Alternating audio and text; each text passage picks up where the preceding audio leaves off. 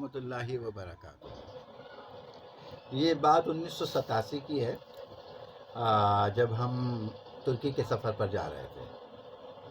تو اس دوران ہماری ملاقات ہوئی رائے ونڈ کے اندر ایک نوجوان سیاہ فام امریکن نو مسلم سے۔ بڑی اچھی اردو جانتے تھے ماشاءاللہ۔ تو ہم نے ان سے پوچھا بھائی آپ ہمیں اپنی کہانی سنائیے، اللہ نے آپ کو ایمان کی اسلام کی دولت کیسے عطا کی؟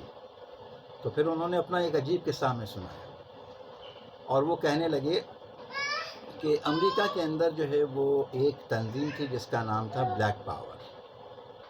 میں اپنے شہر کی اس تنظیم کا لیڈر تھا۔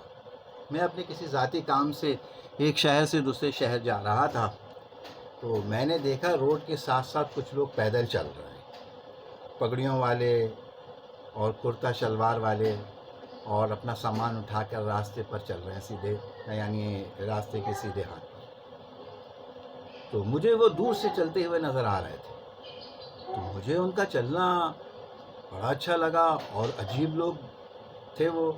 بڑا تعجب ہو رہا تھا کہ یہ کون لوگ ہیں، ہمارے ملک میں کس لیے آئے، یہاں کیا کر رہے ہیں۔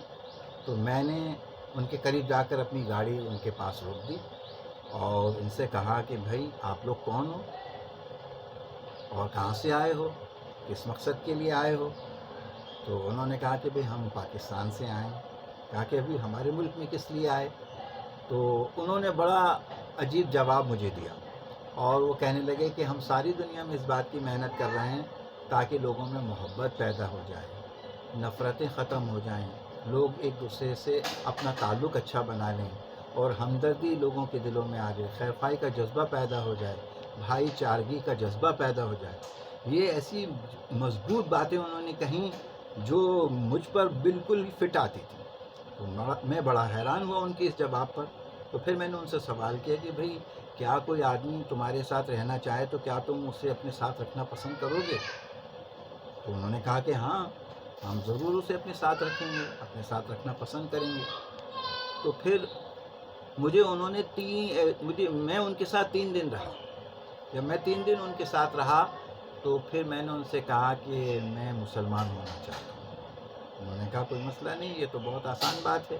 انہوں نے مجھے غسل کرایا، اپنے پاس سے پاک کپڑے مجھے دیے، اور مجھے کلمہ پڑھایا، اور میرا نام رکھا محمد ہارون۔ پھر انہوں نے مجھ سے کہا کہ دیکھو مسلمان ہونا کافی نہیں ہے، آپ کو اسلام سیکھنے کے لیے، دین سیکھنے کے لیے، دینی تعلیم حاصل کرنے کے لیے قربانی دینی پڑے گی۔ تو میں نے ان سے کہا کہ اس کے لیے کیا کرنا ہوگا مجھے؟ تو جماعت والے ساتھی نے مجھے کہا کہ 4 مہینے تبلیغ میں آپ نے دین کو سیکھنے کے لیے لگانے ہیں۔ تو میں نے کہا ٹھیک ہے، میں تیار ہوں، اور میں نے آمادگی کا اظہار کر لیا۔ انہوں نے اپنے 2 ساتھی میرے ساتھ کر دیے، اور میری مختلف ضرورتوں کے لیے چند دنوں میں میری ساری ضرورتیں پوری ہو گئیں۔ پاسپورٹ کا، ویزے کا، ٹکٹ کا انتظام ہو گیا۔ پھر میں پاکستان آ گیا تبلیغ میں وقت لگانے کے لیے۔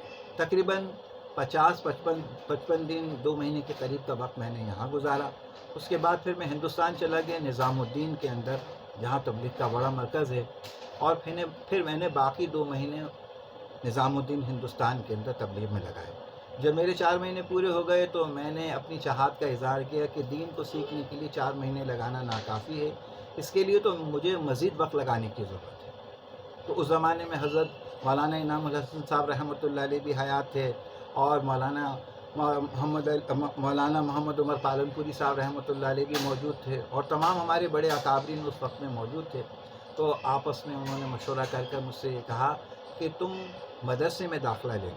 پھر ان کے مشورے سے ہندوستان کے اندر، گجرات کے اندر، دابیل کے اندر ایک بڑا مدرسہ ہے، اس بڑے مدرسے کے اندر میں نے داخلہ لیا، اور 8 سال تک دینی علم حاصل کیا، اور عالم فاضل ہو کر نکلا۔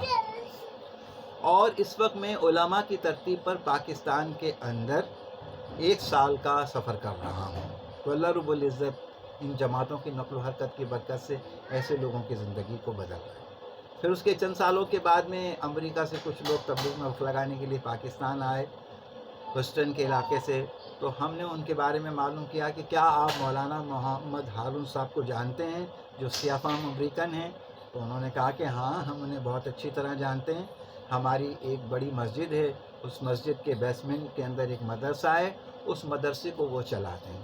تو اللہ رب العزت یہ دعوت والی محنت کی وجہ سے اور اس دعوت والی نقل و حرکت کی وجہ سے ایسے لوگوں کی زندگیوں کو بدل رہا ہے. اللہ پاک ہمیں بھی اپنے دین کے لیے قربانی دینے والا بنائے. السلام علیکم ورحمۃ اللہ وبرکاتہ.